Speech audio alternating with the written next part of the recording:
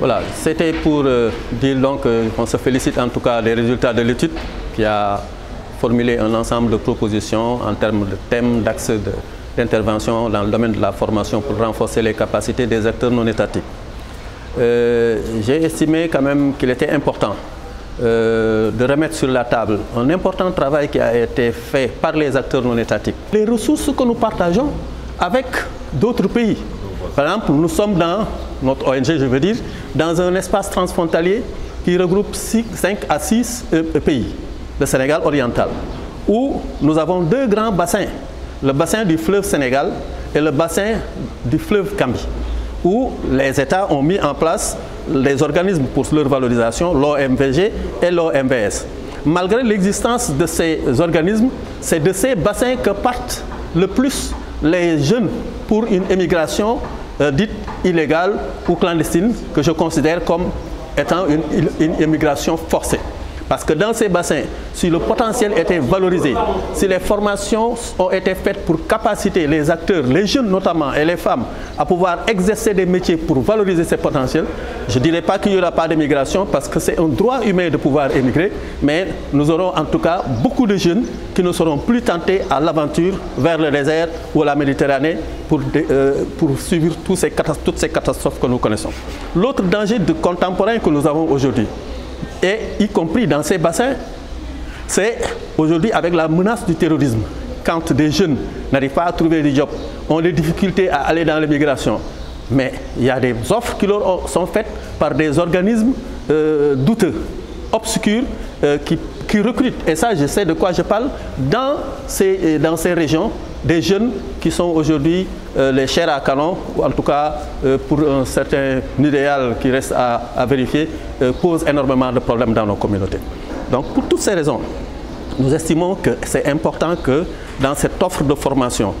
que les acteurs non étatiques doivent faire, il est important d'intégrer ces nouveaux thèmes. En travaillant sur l'action publique, en termes de contrôle, en termes de veille, mais aussi en termes de prolongement, parce qu'ils peuvent arriver là où, par exemple, l'État ne peut pas arriver, sur des questions sociales, etc. Donc c'est important de renforcer leurs capacités,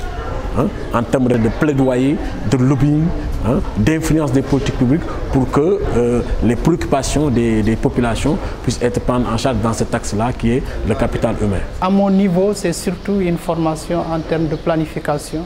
en termes de suivi de tout ce qui a été fait par les acteurs non étatiques dans la région. On serait intéressé aujourd'hui de savoir quelle est la plus-value apportée par les acteurs non étatiques dans la région de Ziguinchor par rapport à la résolution du conflit, par rapport à l'amélioration des conditions de vie des populations qui reviennent, des populations victimes de la crise. Oui, pour la CSA est heureuse d'ailleurs de participer à cet atelier de restitution de cette étude qui nous semble extrêmement important parce que tout simplement permettre aux acteurs non étatiques d'intervenir de façon efficace sur le terrain, c'est leur permettre effectivement d'acquérir une capacitation beaucoup plus renforcée. Et cela à travers évidemment une formation de qualité. Nous avons au niveau de la CSA plusieurs organisations de base qui interviennent un peu au niveau des communautés et donc elles ont besoin, ces organisations de base, d'avoir une meilleure connaissance et une meilleure maîtrise surtout des politiques publiques sur lesquelles elles interviennent. Ce que j'apprécie le plus, c'est surtout le contact que nous venons d'avoir avec les acteurs, tous les acteurs qui étaient dans cette salle. Et c'est surtout ce contact qui pourrait nous servir parce qu'on est une jeune association qui est née en décembre 2007 et qui se meut autour des questions liées à la sauvegarde et à la préservation, valorisation du patrimoine immatériel. Et nous avons trois composantes au sein de l'association, c'est-à-dire les mannequins, les artisans et les stylistes créateurs. Nos activités ne se limitent pas à Saint-Louis uniquement, mais à Saint-Louis et dans la vallée. Les urgences en termes de renforcement de capacité, non seulement de nous qui les encadrons, parce que c'est des gens qui sont acteurs et membres de la société civile qui les encadrent, mais en même temps, à leur niveau, eux-mêmes ont besoin aussi de ce renforcement de capacité. Et la demande nous est venue, par exemple, il y a 2 ans, les stylistes nous ont demandé de les former au dessin et à la coupe. Dans d'autres situations, ils nous ont demandé aussi de les encadrer à pouvoir diriger, par exemple, une PME. Et donc, toutes ces conditions, toutes ces demandes, tous ces besoins vont être gérés si nous, par exemple, on arrive à trouver les ressources nécessaires, c'est-à-dire les ressources en formation, les besoins financiers